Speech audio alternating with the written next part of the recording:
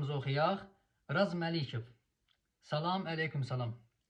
Mənim yaxınım dünyasını dəyişdi. Kəndin mollası bizə bildirdi ki, yaxınınız namaz qılan olmayıb, onun qəza namazlarını qılacam. 150 manat aldı bizdən. Bu düzdürmü?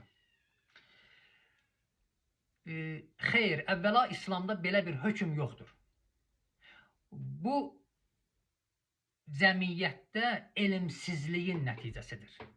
İnsanların elmsizliyinin nəticəsidir ki, bu cür fəsadlar baş verir.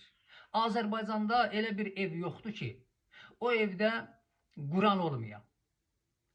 Azərbaycanda bütün evlərdə Qur'an-ı Kərim var. Çox nadir evlər olar ki, orada Qur'an olmaya.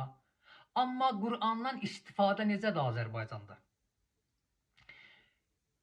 Birinin toyu olanda gəlini, bəyi Qur'anın altından keçirdərlər. Əskər əskərliyə gedəndə Qur'anın altından keçirdərlər. Biri səfərə gedəndə Qur'anın altından keçirdərlər. Amma o Qur'anı oxusunlar, maariflənsinlər, elə bir şey çox azdır Azərbaycanda.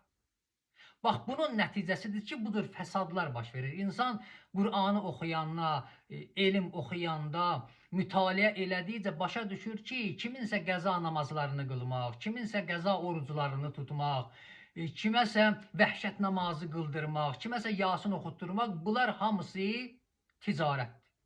Ticarətdən başqa bir şeydir bunlar hamısı. İnsan oxuduqca başa düşür ki, Qur'an-ı Kərimdə bunların barəsində bir dənə də olsun əmr, hökm, ayə yoxdur və nazil olmuyor.